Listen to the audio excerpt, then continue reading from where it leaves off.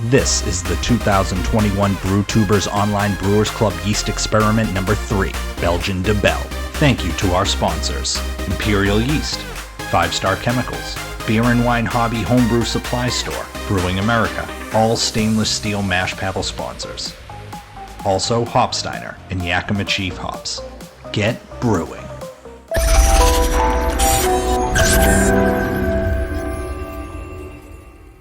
Everybody, Gary Main Brew Guy. I am reviewing my beer, my entry in the Brewtubers 2021 Yeast Experiment Dubbel. The name of this beer is Murder Duck Dubbel. I can't take credit for that. This came from the Brewtubers discussion group in Discord, and it was Leo J. Bailey that actually came up with the name. So I said, Leo, can I take the name? And he said, sure. So there you have it. I used Imperial B48 Triple Double. And unlike Nick, I didn't shake the beer around before I cracked it open.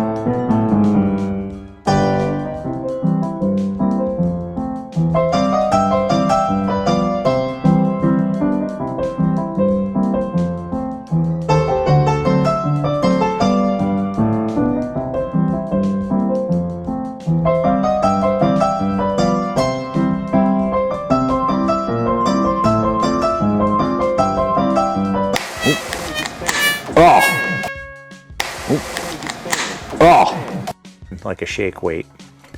All right, here we go. I think I'm recording. I hope I'm recording.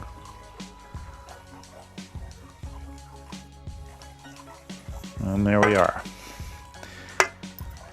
So I've lost my sunlight, so it's not giving me that ruby red glow, although there is a dark rubiness to this. Very much the same as Extra Stout Joe's beer was. It's pretty much the same color. His had a little more head.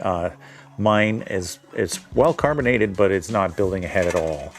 Although on other reviews I saw plenty of head, so who knows. Yeah, so this one is more in line with Dave's actually. Big Dog Brewing. It's got more of the toffee side of it, rather than the raisins and the plums. I mean, they're there, just like his, but there's a toffee element to it, which, like an Extra Stout Joe, I didn't get any toffee. It was more raisins, plums, dark fruit. This one is just a hint of raisin, a hint of plums and dark fruit, and then the toffee, and they're all sort of, kind of riding together there. All right, let's get in for the taste. It's plenty well carbonated. I can feel it dancing on my tongue. Yeah, it follows. It finishes a little thinner than Dave's, I think. I forget what I ended up at but I don't think it was much lower, or it was pretty close to 10-10, or it was maybe 10-11. It's right around that range there. They all finished fairly close to each other. Yeah. So turbid, just like Dave's. Not quite as clear as Joe's. Joe's wasn't completely clear, but it was clearer than mine and Dave's. As far as the rubiness, I think mine is a little more ruby than Dave's was, but not quite as much as Extra Stout Joe's. So I'm somewhere in between if I was to line them up. In fact, I still got Extra Stout Joe's in the fridge, which I'm going to cut in a minute and have them both out here. But I want to finish this review, and this will be the final review. As beers, all of them, they are just fantastic on their own. There's very little difference between the 4 entries. It's really hard to tell them apart. It's going to be hard grading them because there's only 4 of them. I would not put mine first. I think I'd put mine like maybe second or third.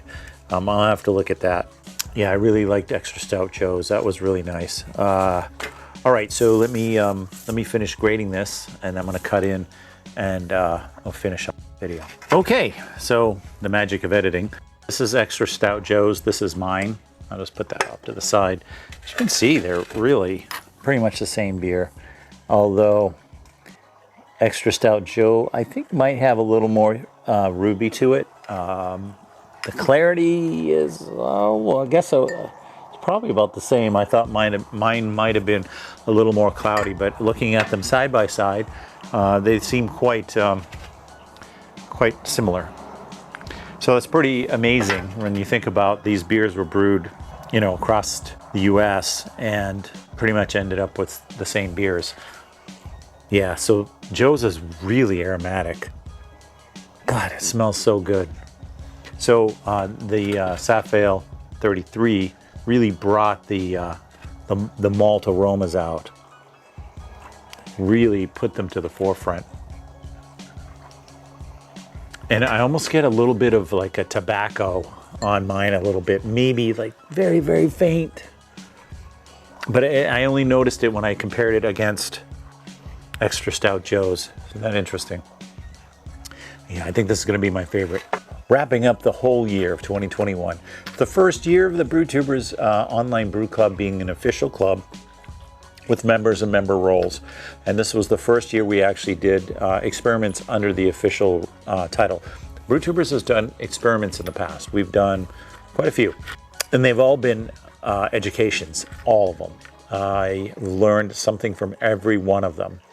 Not only do we learn things when we're collaborating and talking about how we're going to do the recipes, not necessarily the recipes always, but how we're going to execute the beer itself. We have input from other folks, and yeah, it's really important because it brings in like a lot of different thought processes to the mix, and you end up with a fantastic beer. I will say that we launched these experiments, or we launched the whole idea prior to the club going official. So it was sort of on autopilot already before the club went official in January, because these were announced in, I think, November or October of 2020. So obviously, moving forward, the club is going to make these experiments / competitions as a club. So hopefully we do more experiments. I'd like to see another hop experiment, but I am not in charge of that anymore. We make those decisions as a group. So if you want to be part of the decision, please join Brewtubers at brewtubers.com. You can sign up for free membership and then sign into Discord. If you like it, you'll have access to more information and more lobbies in Discord for the yearly membership fee. And it will also allow you to be able to pour into the club name at Club Night at NHC, which we already have our booth reserved. So we will be pouring at NHC, so come visit us there at NHC in Pittsburgh, provided the world doesn't blow up between now and then. Okay, cheers. I know that was dark. Cheers, and thanks for watching.